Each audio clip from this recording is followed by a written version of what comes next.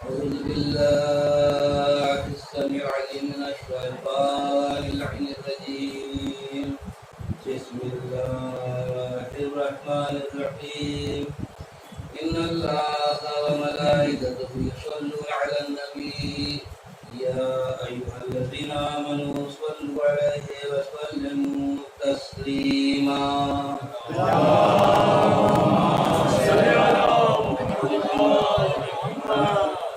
قال رسول الله صلی اللہ علیہ وآلہ وسلم، حضور ختمی مرتبت کا ارشاد گرامی ہے، وہ کون ہے جو شخص میرے جیسی زندگی، میرے جیسی موت اور خدا کے ہاتھوں سے بنائی ہوئی جنت میں جانا چاہتا ہے۔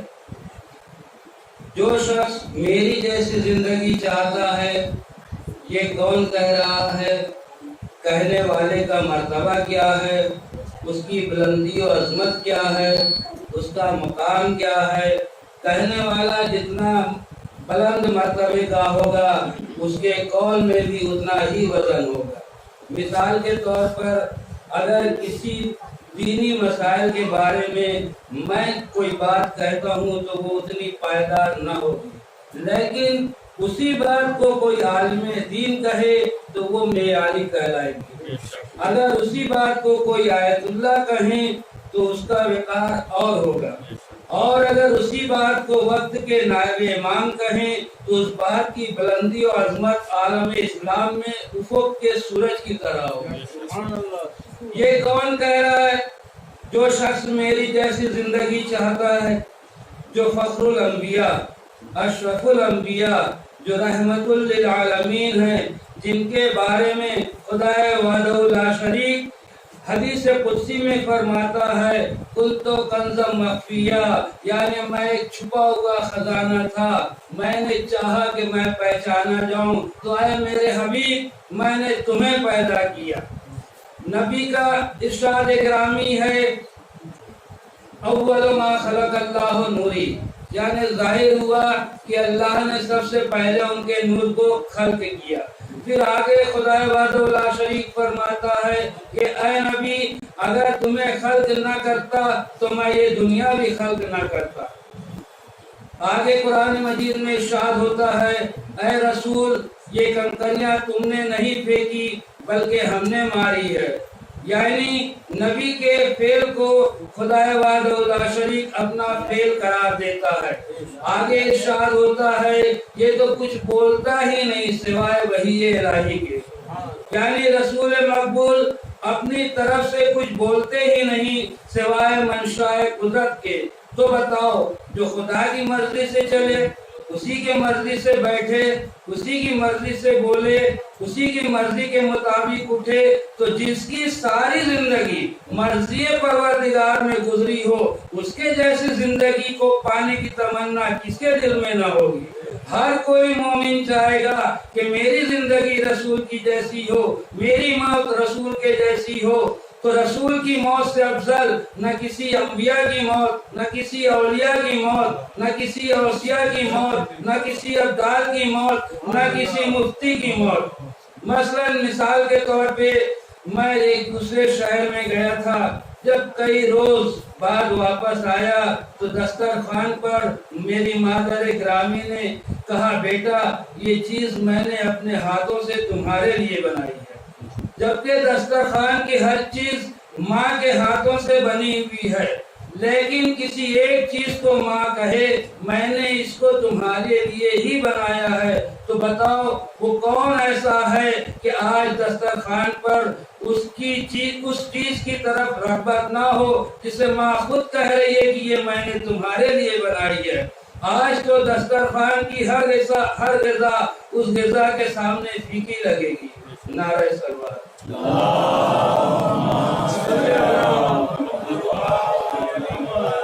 اسی طرح جنت تو سبھی خدا کی بنائی ہوئی ہے، لیکن اگر کسی ایک خاص جنت کو کہہ رہا ہے کہ میں نے بنایا ہے تو وہ خاص ہے۔ میں تو کہہ رہا تھا، حضور نے فرمایا میری جیسی زندگی، میری جیسی موت، اور خدا کے ہاتھوں سے بنائی ہوئی جنت میں جو جانا چاہتا ہے وہ علی کی ولایت کا اقرار کرے، علی سے محبت کرے اور علی کے دشمنوں سے برات کرے۔ نعرہ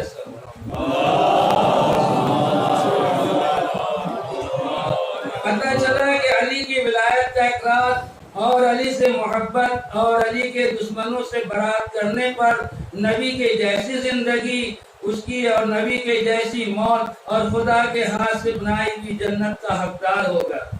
ایک اور حدیث رسول الثقلین ہے کہ علی کی محبت جزو ایمان ہے۔ پھر دوسری جگہ آپ فرماتے ہیں حق علی کے ساتھ ہے، علی حق کے ساتھ ہے، یعنی نبی رحمت للعالمین ہیں، خدا کے حبیب بھی ہیں، انہیں سب معلوم ہے کہ میرے بعد کیا ہونے والا ہے۔ جبھی تو مولا کائنات سے ایک روز رسول مقبول نے فرماتے ہیں، اے علی بعد از میرے صبر سے کام لینا۔ یہ طے پایا کہ رسول تو کچھ بولتا ہی نہیں سوائے وحی الہی کے، اب پیغمبر کی ہر بات خدا کی بات ہوگی۔ تو نبی کریم کی یہ حدیث کہ میرے بعد اسلام کے 73 بنی اسرائیل کے 72 فرقے تھے، میری امت کے 73 فرقے ہوں گے، جن میں سے صرف ایک جنتی ہوگا، باقی ناری ہوں گے۔ تو بتاؤ مسلمانوں، اس حدیث کی روشنی میں کیا 72 فرقے جہنم میں جائیں گے؟ کیا یہ کلمہ نہیں پڑھتے؟ کیا یہ نمازیں نہیں پڑھتے؟ سبھی نمازیں پڑھتے ہیں، لیکن اگر نماز، روزہ، حج، زکوٰۃ وغیرہ جنت کی ادائیگی کا نام ہے تو یہ تو سبھی کے پاس ہے۔ فرمان رسول سے ثابت ہے کہ کوئی بڑی قیمتی شے ہے جو صرف ایک فرقے کے پاس ہے، جس کے نہ ہونے کی بنا پر سارے فرقوں کے تمام اعمال بیکار ہوئے۔ غور کرو وہ کون سی چیز ہے جو تمام اعمال لے ڈوبی۔ میں نے بھی بہت غور کیا اور نتیجہ نکالا، آپ بھی غور فرما کر نتیجہ نکالیں اور فیصلہ سنائیں۔ مسلمانوں، تمام مسلمانوں کے اصول، فروع سب ایک ہیں، اگر ایک نہیں تو امام۔ 72 فرقوں کا امام ایک، لیکن ایک فرقہ ہے جس کے امام اور ہیں، بس فرق صرف امامت میں ہے۔ سبھی فرقوں کے امام بھی 12 ہیں، لیکن کوئی ہمارے ساتھ 4 تک آیا، کوئی 6 تک آیا۔ ایک فرقہ الگ ہے جو کہتا ہے کہ ہمارے امام کو اللہ نے بنایا، بقیہ سارے فرقوں کے امام انہوں نے خود بنائے ہیں۔ میں کہتا ہوں سب کے امام ٹھیک ہے، یہ دور اختلاف کا نہیں بلکہ اتحاد کا ہے۔ سارے مسلمان ایک دوسرے کے لیے دعا کریں کہ قیامت کے دن ہر کسی کا حشر ان کے امام کے ساتھ ہو۔ سنی بھائی ہمارے لیے دعا کریں کہ قیامت کے دن شیعوں کا حشر ان کے چھٹے امام کے ساتھ ہو، اور ہم بھی دعا کرتے ہیں کہ ہمارے سنی بھائی کا حشر ان کے چھٹے امام کے ساتھ ہو، بس بھائی بھائی بن کے رہیں۔ نعرہ سلوات۔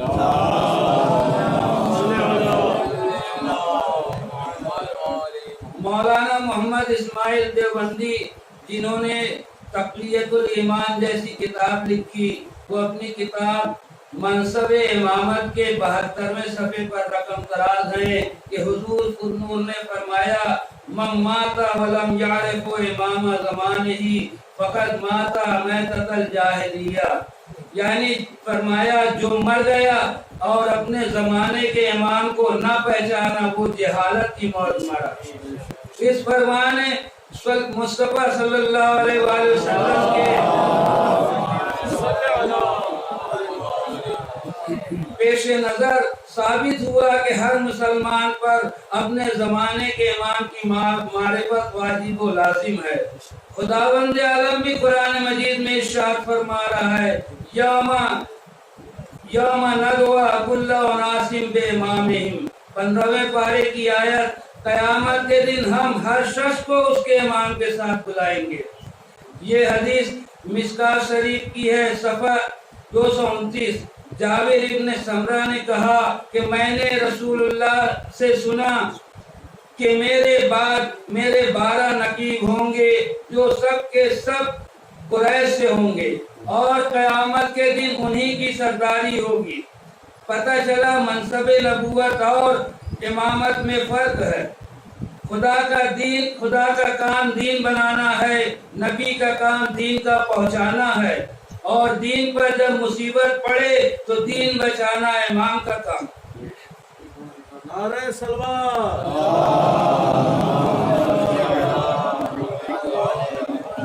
یعنی میں یوں کہتا ہوں نبی صاحب شریعت ہوتا ہے اور امام محافظ شریعت ہوتا ہے۔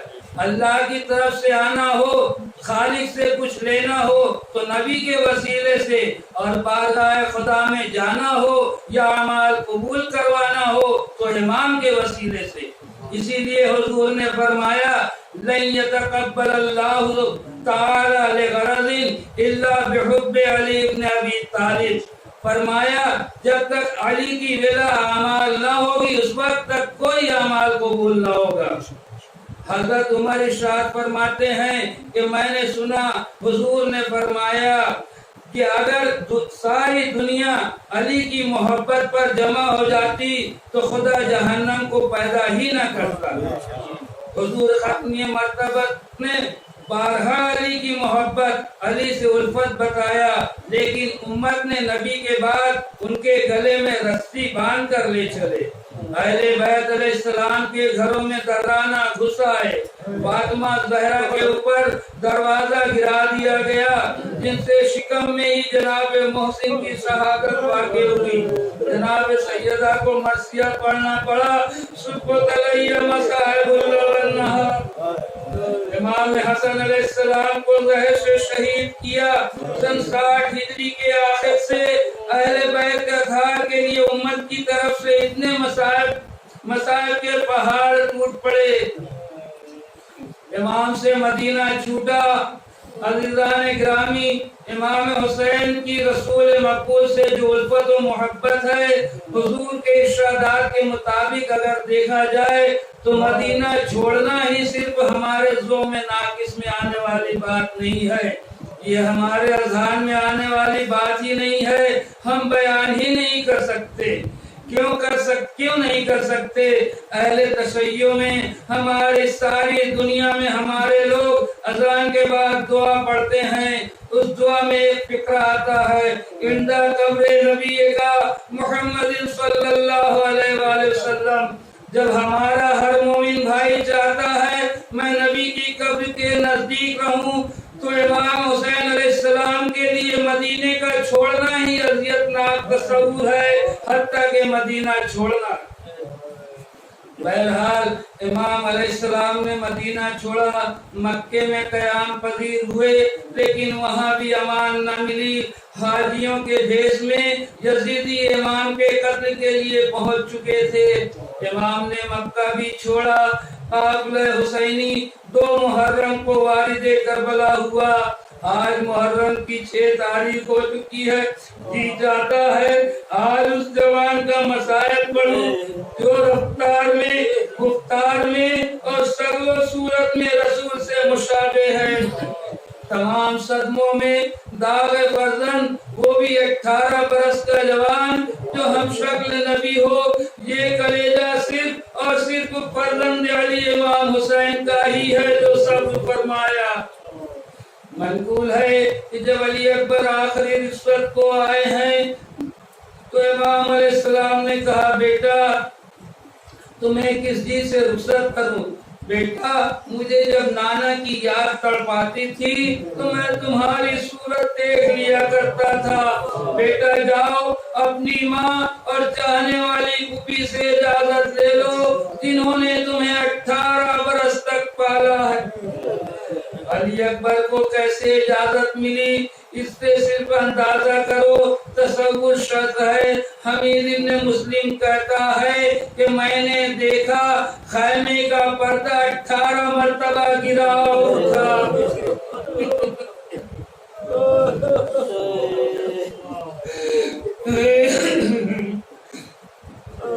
मोमिन तसव्वुर शर्त है।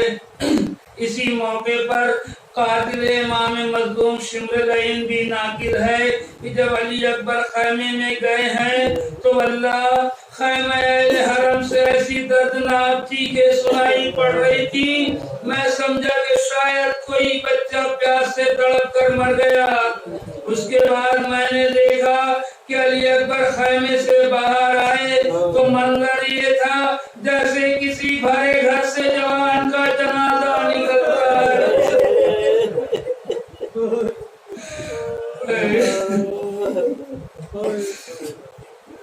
मसाज इमाम ऐसे कि दुश्मन भी उसको इतराब कर रहे हैं। बहरहाल इमाम ने अली अकबर को रुखसत कर दिया, कहा बेटा जाओ खुदा हाफिज। हम शबीह रसूल अली अकबर अभी थोड़ी दूर ही चले होंगे कि अपने पीछे किसी के आने की आहट महसूस की। पलट कर देखा तो अजब मंजर था, बूढ़ा बाप कलेजा पकड़े चला आ रहा है। अली अकबर घोड़े से उतरे, कहा बाबा आपने तो मुझे रुखसत कर दिया था, आप क्यों चले आ रहे हैं? कहा बेटा तुझे क्या बताऊं, काश कि तुम भी साहिब औलाद होते।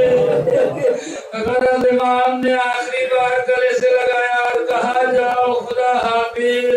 अली अकबर मैदान में आए, एक हमले में 80 नारियों को वासिले जहन्नम किया। दुश्मनों में शोर उठा, ये फातह बद्र हुनैन का पोता है, ये अब्बास का भतीजा है, इस तरह तो ये सबको खत्म कर देगा, छुप कर कोई हमला करे। अली अकबर फौजियों के दरमियान घिर गए, या यूं कहूं हुसैन का चांद शाम की बदलियों में छुप गया। किसी मालूम ने छुपकर सीने अली अकबर में भरपूर नेज़ा मारा, जिसे सीने की हड्डियों ने जगह दे दी। नेज़ा लगते ही अली अकबर घोड़े पर संभल न सके। अब तो शकील ने नेज़ा खींचना चाहा तो बंजी की यानी सीने अकबर में टूट कर रह गई। हर तरफ से तलवार और नेज़ों के हमले शुरू हो गए। जवान घोड़े पर संभल न सका, पाए घोड़े की गर्दन में डाल दी। अब क्या था, हमले और बढ़ गए।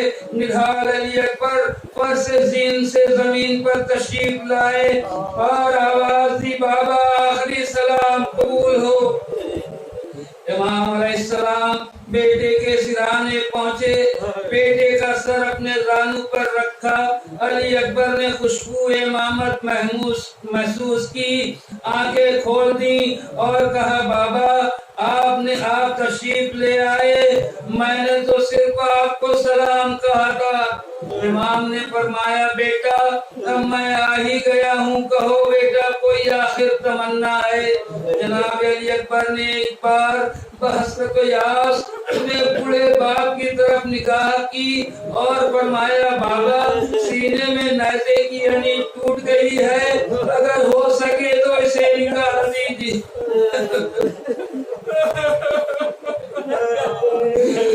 इमाम अलैहिस्सलाम बेटे का सर रानू से उतार कर ज़मीन गर्भ पर रखा और बेटे के सीने के करीब को रानू होकर बैठ गए। आस्तीन उल्टी, एक मरतबा आसमान दाहिने और बाएं जानिब देखा, अज़गारो तसव्वुर शर्त है। आसमान की जानिब देख कर ये सोचा होगा मालिक इम्तिहान गाह में जवान बेटी के सीने से बूढ़े बाप को बच्ची का बल निकालना है, पर पेशानी पर बल नहीं आने दूंगा।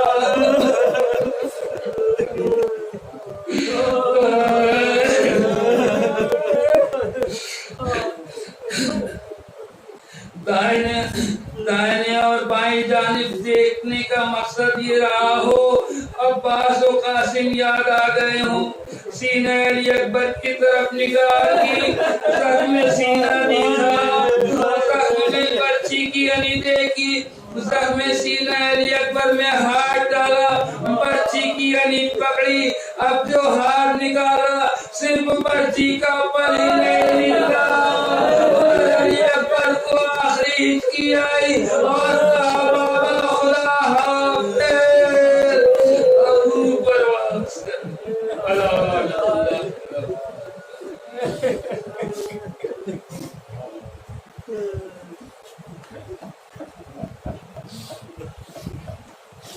Hey, Husain. Hey.